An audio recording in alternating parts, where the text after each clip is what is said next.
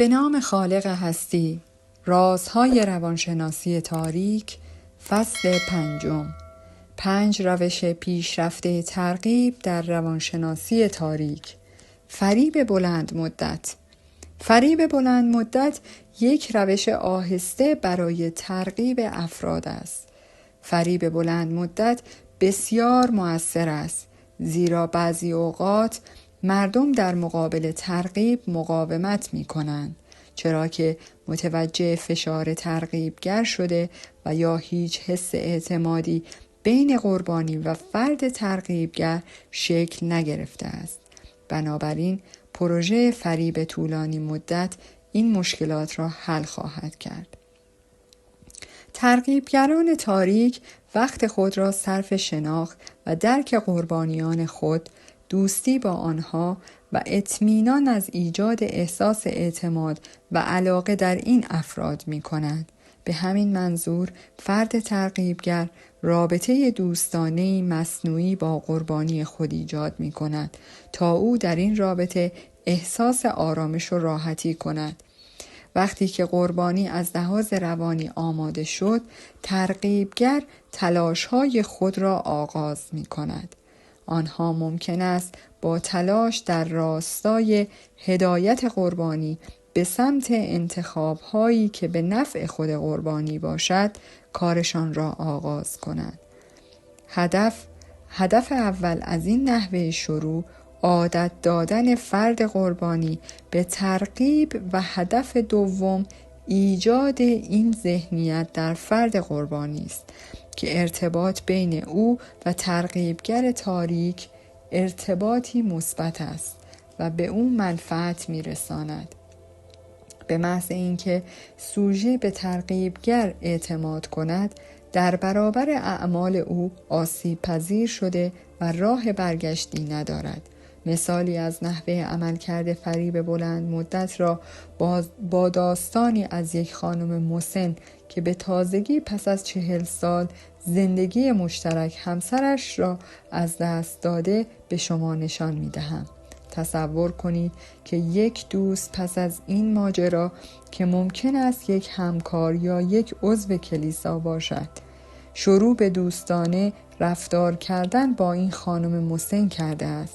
این فرد با آن خانم همدلی کرده سنگ صبور او می شود.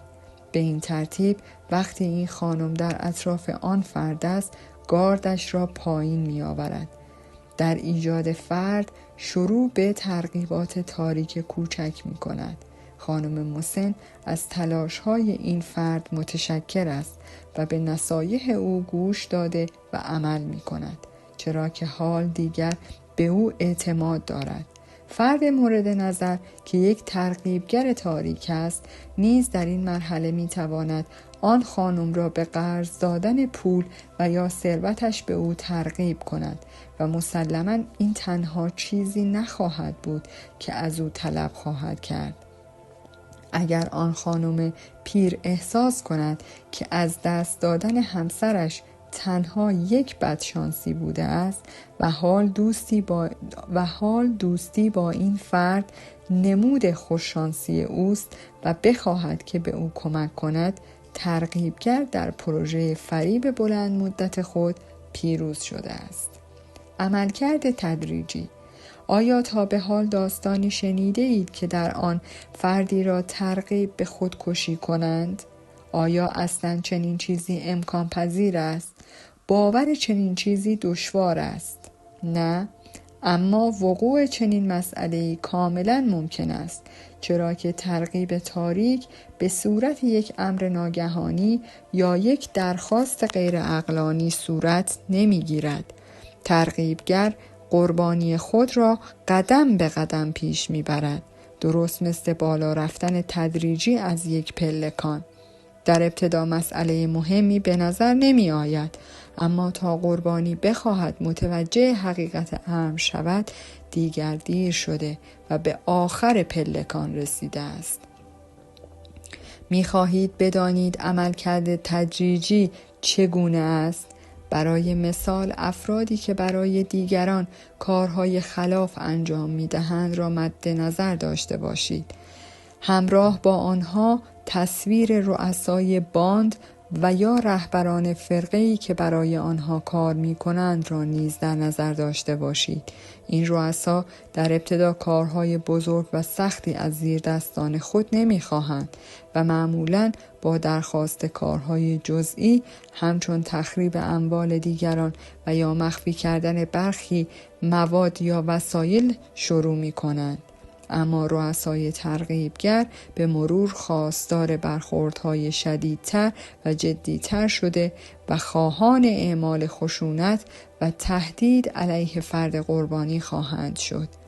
پس از مدت این افراد متوجه می شوند که تا چه حد در این کار غرق شده، اما پس از آن هم به سادگی به ارتکاب جرایم مخوف ترغیب می شوند، چرا که احساس می کنند چاره جز ادامه دادن به حرکت در این مسیر ندارند. ترغیبگران تاریک در افزایش تدریجی شدت ترغیبشان استادند. پنهان کردن هدف حقیقی یکی دیگر از روش‌های ترغیبگر تاریک برای رسیدن به خواسته‌هایش پنهان کردن اهداف حقیقیشان است. ترغیبگر تاریک هدف اصلی خود را از قربانیانش پنهان کرده و بسته به شرایط و فرد سوژه ممکن است از شیوه‌های مختلفی برای انجام این عمل بهره ببرند. یکی از این شیوه‌ها بیان 2 درخواست به صورت متوالی و پشت سر هم از فرد سوژه است، چرا که از لحاظ روانشناسی رد و درخواست پشت سر هم برای افراد دشوار است. این مثال را مد نظر بگیرید. ترغیبگر می‌خواهد $500 از سوژه اش بگیرد. ترغیبگر تاریک با این مبحث شروع می‌کند که به شدت و به این علل به $1000 پول نیاز دارد و اگر نتواند این میزان پول را جور کند چه اتفاقاتی ممکن است برایش پیش بیاید.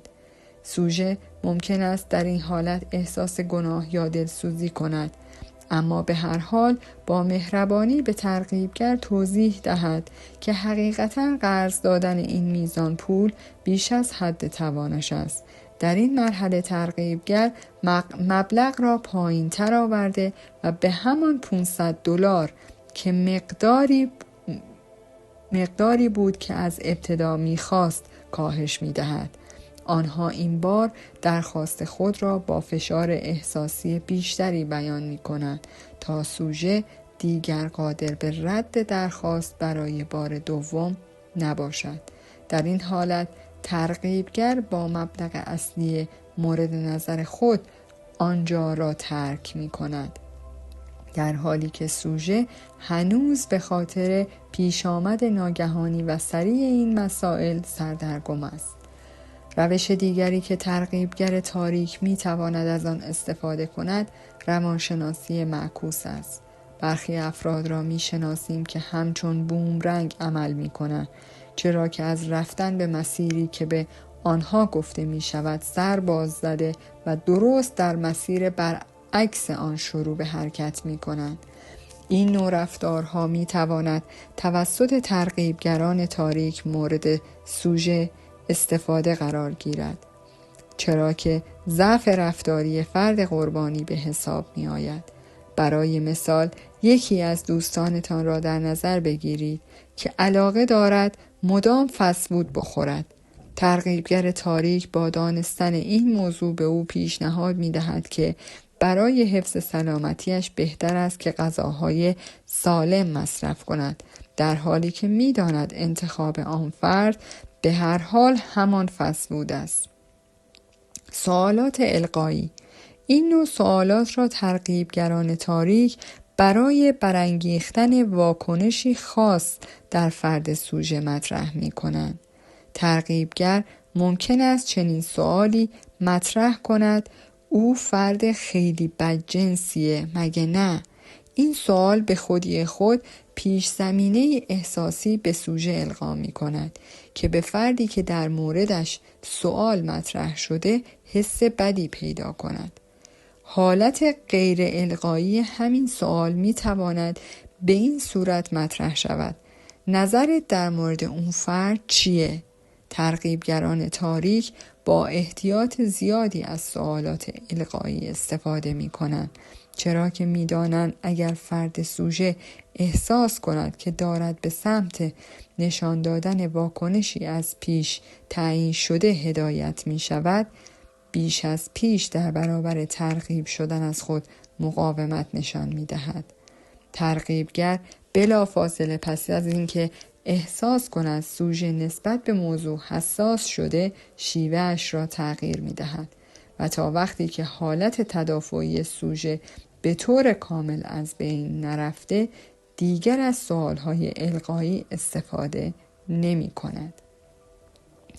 قانون انتقال حالت. حالت عبارتی است که نشانگر وضعیت روانی کلی انسان است. نمونه از یک حالت همخوان نیرومند وقتی است که افکار، گفتار و اعمال فرد با یکدیگر همتراز می شوند. قانون انتقال حالت بدین معناست که یک فرد با داشتن تعادل میان قدرت‌هایش در هر موقعیت خاصی می تواند وضعیت عاطفی خود را به افرادی که با آنها در ارتباط است منتقل کند. اگر این قانون توسط یک ترغیبگر تاریک استفاده شود، بسیار قدرتمند و مخرب خواهد بود. اگر شخصی سعی در ترغیب مردم داشته باشد و از قوانین تغییر حالت نیز مطلع باشد، ممکن است از یک استراتژی خاص برای دستکاری سطح کنترل سوژه هایش استفاده کند. مراحل این استراتژی بدین صورت است که در ابتدا شخصی که سعی در نفوذ دارد حالت خود را با حالت طبیعی فرد سوژه‌اش یکسان می کند. سپس وقتی که فرد سوژه احساس ناراحتی یا غم می کند و به حالت قبل اما با تون آرامتر و سرعت کمتری صحبت می کند، فرد نفوذگر حالت خود را به او غالب خواهد کرد. این فرد به این صورت با سوژه هایش در سطح ناخودآگاه و به شیوه عمیق ارتباط برقرار می کند. پس از همسان شدن حالتها، فرد نفوذگر به طرز ماهرانه حالت خود را تغییر داده و شروع به ارزیابی دقیق فرد قربانی خواهد کرد. برای مثال، نفوذگر لحن صدای خود را تغییر می دهد تا ببیند که آیا سوژه‌اش نیز به دنبال او لحن صدایش را تغییر می دهد یا نه. اگر فرد سوژه علائم انطباق یافتن حالت را نشان دهد، مشخص خواهد شد که نفوذگر سوژه‌اش را با موفقیت به دام انداخته است. وقتی که سوژه به دام بیفتد، نفوذگر حالت سوژه را به هر سبکی که بخواهد تغییر داده و در جهت خواسته های خود از آن بهره میبرد. بسته به شرایط و خواسته فرد نفوذگر، این مسئله میتواند مثبت و خوب و یا منفی و آزاردهنده باشد. این رویکرد تأثیر راهنمودهای ناخودآگاه بر موفقیت یا عدم موفقیت روند ترغیب را نمایان خواهد کرد.